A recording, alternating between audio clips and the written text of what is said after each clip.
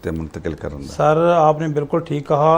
Basically जो energy है, तो एनर्जी क्राइसिस पूरी दुनिया में है और पाकिस्तान में तो बहुत ज़्यादा एनर्जी क्राइसिस। इसमें डीज़ल है, इसमें बिजली के ऊपर जो ज़मींदार का खर्चा है, तो उसकी मतलब प्रोडक्शन कास्ट में ये इसका मेन पोर्शन है इसका।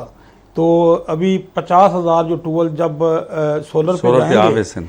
तो आप देखेंगे कि ये एक इनकलाबी कदम होगा ज़राअत में, कि ये फ्री में हमें अल्लाह ताला ने जो नेमत दी हुई है शमसी तवानाई की, जी। तो हम उसको इस्तेमाल करेंगे और हमारा ज़मींदार जो है वो देखेगा कि उसकी प्रोडक्शन कास्ट कैसे कम होती है।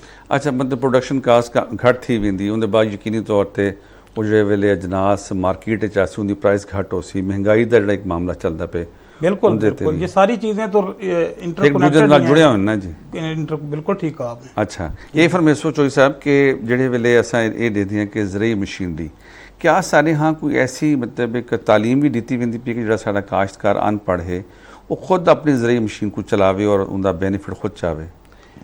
तालीम तो ऐसा नहीं, लेकिन जब मशीनें आती हैं तो ऑटोमेटिकली उसके मुताबिक जो है वो सारा हमारा ज़मींदार माशाल्लाह जो समझदार है और ऑलरेडी जो मसलन के हार्वेस्टर भी चला रहा है, वो ट्रैक्टर भी, हर मशीनरी को चलाना जानता है, तो कोई मसला नहीं है, उससे रिलेटेड ही चीज़ें हैं सारी जी। अच्छा, तो इस फरमेशो कि खाद और बीज ये सारा मतलब कई भी फसल के कीते ऑक्सीजन जाहिर है कि बीज हो सी तो वाल फसल का आगाज़ सी वाल उनकी बरोतरी की खाद आ वेंदी है। अच्छा, इन्हों के उत्ते असां हमेशा पढ़ते हैं और सुनते भी हाँ कि जेड़े वेले कई फसल का सीजन होंगे वो खाद जड़ी है वो शार्ट थी वेंदी और महंगी थी वेंदी है। बिल्कुल, ये असां ई सूरत हाल तो किवें बहर आ सकते हैं? सर जो इनपुट्स हैं ज़मींदार की, तो उसमें इनपुट कास्ट जो उसकी जब कम होगी और उसके इनपुट्स क्वालिटी के होंगे तो साफ ज़रा उसकी पैदावार बढ़ेगी। अभी दुनिया जो है वो इनोवेशन का दौर है, तो अपने ऐसे ऐसे सीड मौजूद हैं जिसकी मसलन के पैदावार डबल है जिनकी, तो गवर्नमेंट ने बहुत अच्छा किया है कि जो हाइब्रिड सीड हम बाहर से इंपोर्ट करते हैं उनके ऊपर ड्यूटीज़ और टैक्सेस को ख़त्म कर दिया है, ताकि हमारा जो इंपोर्टर है वो सस्ते रेट पे उसको मंगवा सके और आगे मसलन के उसको मल्टीप्लाई करा सके, उसको ज़मींदारों तक पहुंचा सके।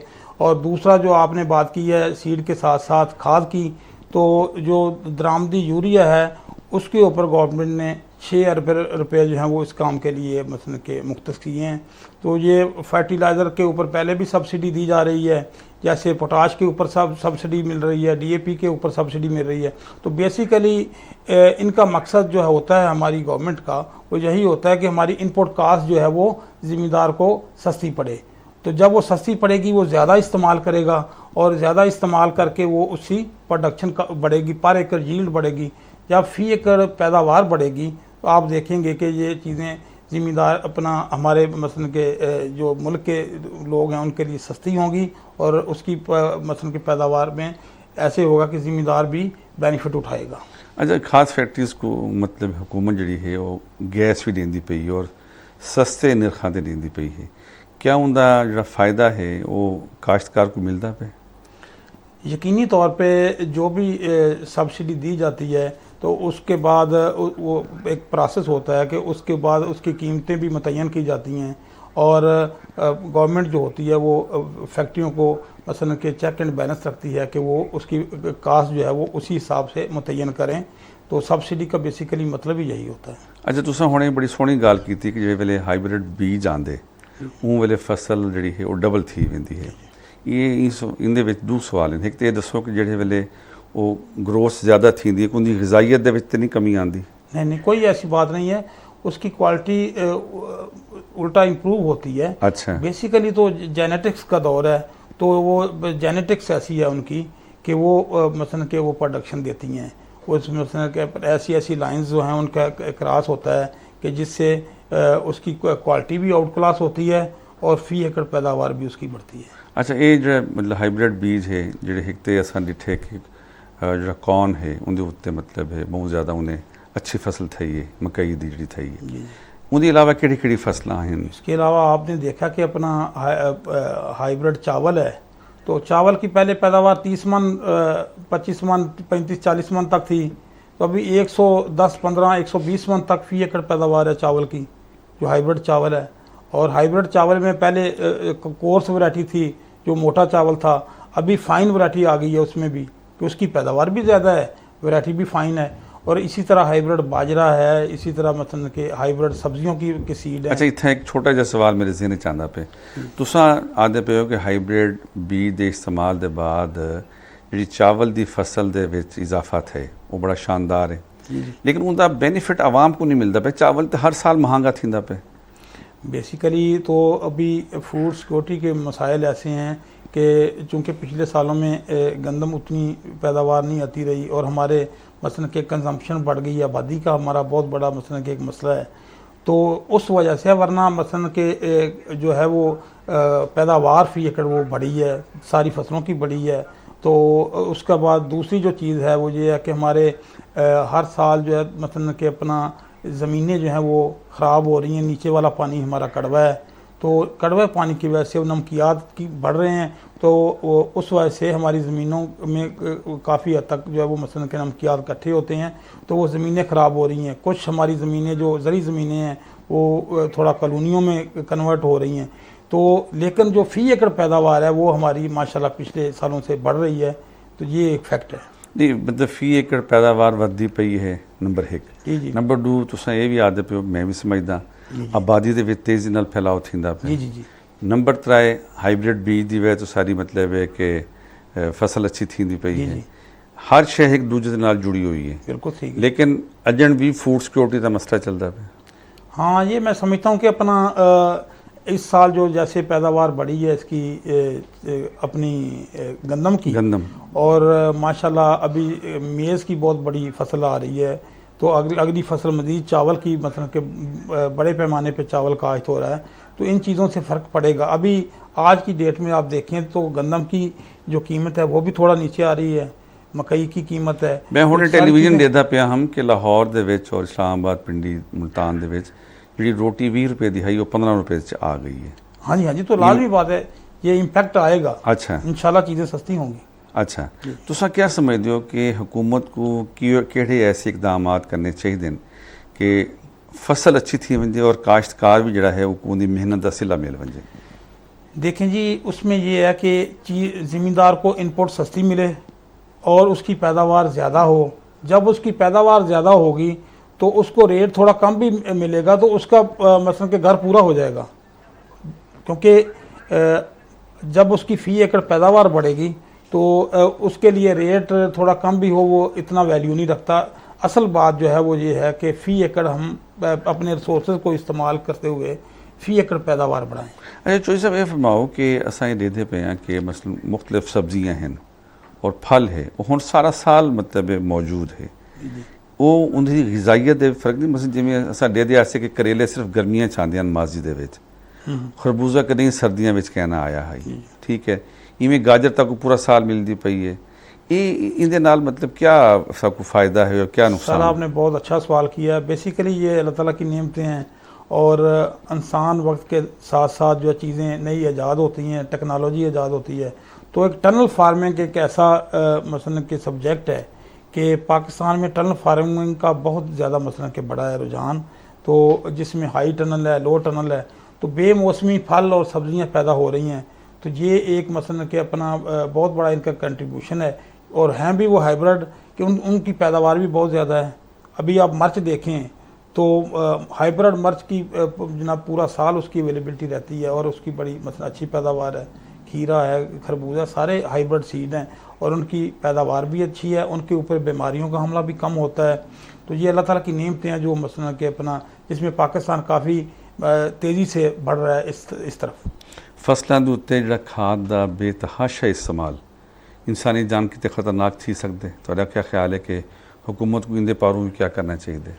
फसलों के ऊपर जो इस्तेमाल है बेजा खादों का, तो मैं समझता हूँ कि खादों में ऐसी कोई मसला नहीं है कि जिससे जैसे फास्फोरस है, जैसे पोटाश है, तो ये खादें ऐसी हैं जैसे जिंक है, तो ये वैसे ही इंसान के मसलन के जिस्म के लिए ज़रूरी है। पोटाश ज़रूरी है, जिंक ज़रूरी है। तो ये तो पाकिस्तान में ज़मींदार उल्टा इनपुट कास्ट ज़्यादा होने की वजह से उतनी इस्तेमाल नहीं कर रहा जितनी दूसरे मुल्कों में इस्तेमाल होती है। असल जो नेगेटिव जो है वो है इसमें कि मसलन हम जो गंदा पानी लगाते हैं सब्जियों को, तो उससे जो हैवी मेटल्स हैं वो उनमें शामिल होती हैं, केमिकल शामिल होते हैं जो अपना अपटेक करती है सब्ज़ी, और वो सब्ज़ी जो हम इस्तेमाल करते हैं, और ख़ास तौर पे ऐसी सब्ज़ियाँ जैसे आलू है, जैसे मसलन के जो ज़मीन में जो पलती हैं, गोभी मतलब तो है। इनमें होता है कि वो बड़ा ज़्यादा इस्तेमाल होता है। तो हैवी मेटल्स क्या करती हैं, ये कैंसर और ऐसी बीमारियों का सबब बनती हैं। तो हमें चाहिए कि अब जो सब्ज़ियां हैं ये कम अज़ कम साफ़ पानी से इसको लगे, ताकि वो हैवी मेटल से और नहीं उससे बच कोई यो जो कानून है असा तो दे दें जो सीवरेज का पानी है वो बराह रास्त फसलों को वेंदा पिया होंगे, इन हुकूमत को क्या इकदाम करने चाहिए? यही है कि अपना मैं समझता हूँ कि शहर के सराउंडिंग में कोई 10-10, 15-15 किलोमीटर जो एरिया है जहाँ पे मेन शहर का जो सीवरेज पानी है वो इस्तेमाल होता है, और आप देखें कि इसी एरिए में सबसे ज़्यादा सब्ज़ियाँ काश्त होती हैं, क्योंकि सब्ज़ियों को खुराक चाहिए होती है। तो ज़मींदार को ज़्यादा मकदार में सब्ज़ी तो मिल जाती है, लेकिन उसमें बीमारियाँ जो हैं वो हमारी मसला आबादी को लग रही हैं। तो बेसिकली ये बैन कर दिया जाए कम अज़ कम 10 किलोमीटर का एरिया शहर के आबादी के नज़दीक, कि उधर आप सब्ज़ियाँ काश्त ना कर सकें, उधर दूसरी फसलें काश्त करें। तो उससे क्या होगा कि जो सब्ज़ियाँ जो कि मसलन के बहुत ज़्यादा जिनका इस्तेमाल है, वो साफ़ पानी की सब्ज़ियाँ जब हमारी लोगों को खाने को मिलेंगी, तो आप देखेंगे कि हस्पतालों में जो रश है वो कम होगा उससे। अच्छा, ये बड़ा अच्छा तुम मतलब आदे पे हो कि वाकई ये बहुत बड़ा मसला है पाकिस्तान का। हुकूमत पाकिस्तान ने 450 अरब रुपए जोड़े हैं ना वो कर्जे की मद मजीद ऐड कर छोड़े इस साल।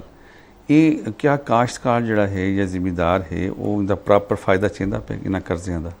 साहब ज़रा ज़मींदार को जब कर्ज़ा मिलता है तो अपने इनपुट्स अच्छे डालता है, उसमें अपना बीज अच्छा डालता है, खाद अच्छी डालता है, तो उससे फ़ी एकड़ जो पैदावार है वो ज़्यादा होती है। यही गवर्नमेंट का जो है वो उसका ऑब्जेक्टिव है। क्या समझते हो कि जो मौजूदा बजट है ये जाहिर है कि एक बहुत वड्डी मैं समझदा कि अचीवमेंट हो सी अगर 50,000 ट्यूबवैल जड़े हैं वो सोलर ते आ वेंदे तो वो जी बिजली है उनकी बचत भी थी सी, दूजा महसूलात भी कम थी वैसे, तीजा बराह रास्त आवाम को उनका फ़ायदा भी थी सी। क्या लोगों को ये गाल का इदराक है कि असा हूँ ग्रेजुअली सोलर वाले पासे चले वजूँ, और सोलर के उत्ते भी टैक्स अपना जी प्लेट्स हैं हुकूमत ने टैक्स उनके ख़त्म की बजट है? सर आपने बिल्कुल ठीक कहा, उसमें ज़मींदार जो है वो बहुत हमारा माशाल्लाह अवेयर है और वो हर चीज़ को देख रहा है। उसको जब एक चीज़ सस्ती मिलेगी, बेशक एक अनपढ़ बंदा होता है कैलकुलेशन उसके पास भी पूरी होती है और वो पूरा समझता है चीज़ को। तो अल्हम्दुलिल्लाह अपना हमारे काफ़ी जगहों पे जो ट्यूबवेल लगे हैं सोलर पे, तो वो एक हमारे लिए एक मसलन के नमूना है, मिसाल है, मिसाल है। और उसको देख के ज़मींदार को ये वेरी क्लियर है कि वो फौरी तौर पे इस मसलन के प्रोजेक्ट से फ़ायदा उठाएगा। और आप कोई तारे ख्याल दे विच तो डिठे कोई तरीकाकार क्या है, कोई मुश्किल तो नहीं सोलर? नहीं, ये कोई मुश्किल काम नहीं है, सीधा सा काम है कि मसलन जब उसकी अवेलेबिलिटी आप करेंगे तो हमारे पास इंजीनियर और कारीगर मौजूद हैं जो उसको फिट करने के लिए।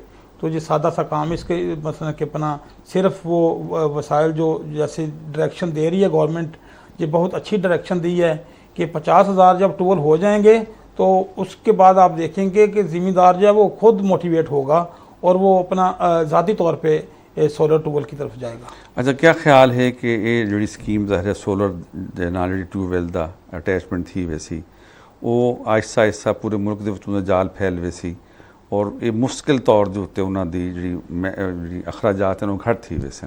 बिल्कुल आपने ठीक कहा। जब और उसका दूसरा फ़ायदा ये होगा कि जब लोड जो है वो मसलन के उन वहाँ से फ्री होगा, शिफ्ट होगा, तो वो लोड जो है वो जो कंज्यूमर हैं, जो घरेलू सार्फिन हैं, वो उसको एंजॉय कर सकेंगे। ये है या कमर्शियल सार्फिन का भी इस्तेमाल थी सके हुकूमत मतलब दुआ पासों उन्होंने फ़ायदा थी सी।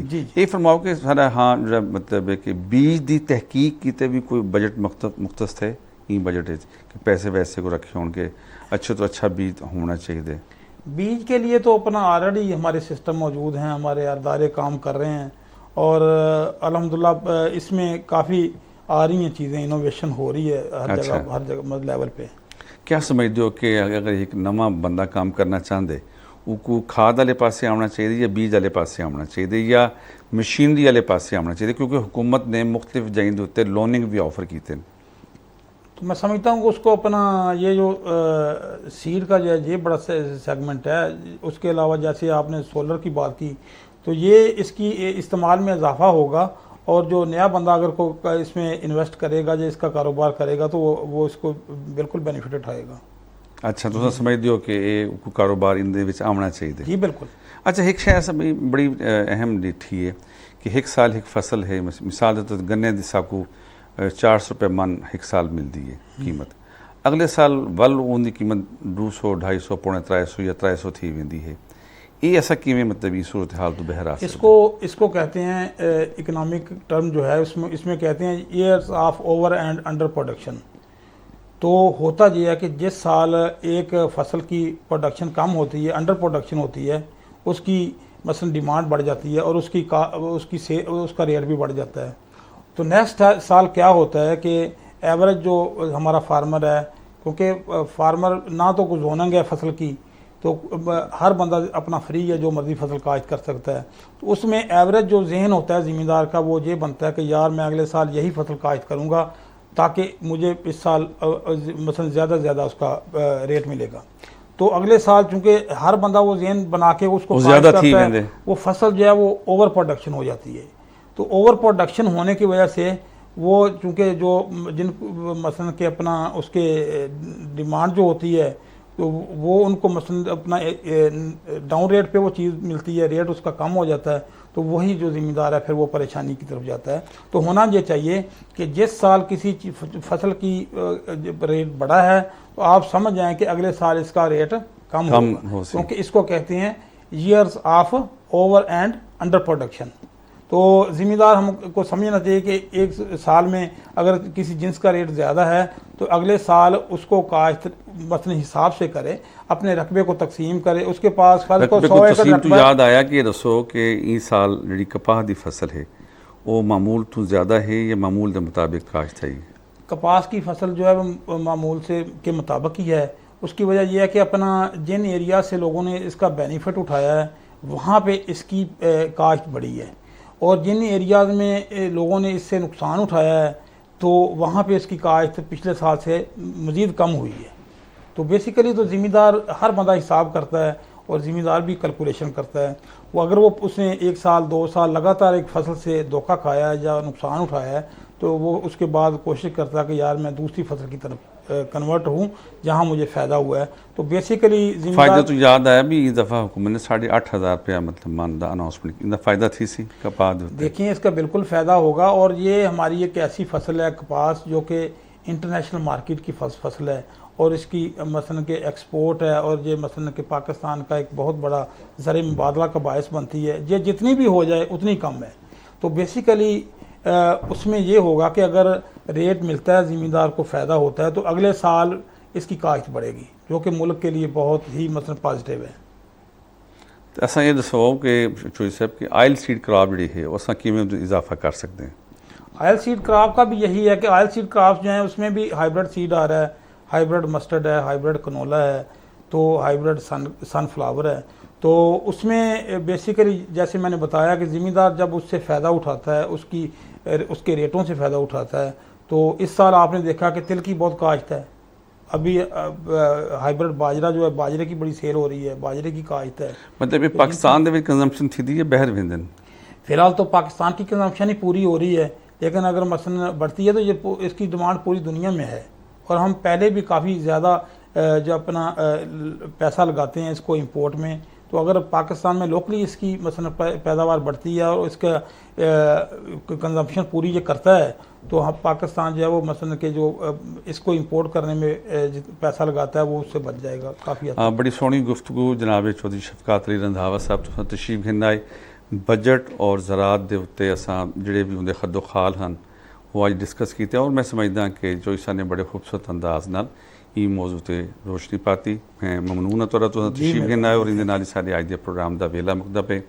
अपने मेज़बान शाकिर हुसैन शाकिर को पाकिस्तान टेलीविजन मुल्तान के स्टूडियो तो इजाज़त दे सो। सोने अल्लाह दे हवाले।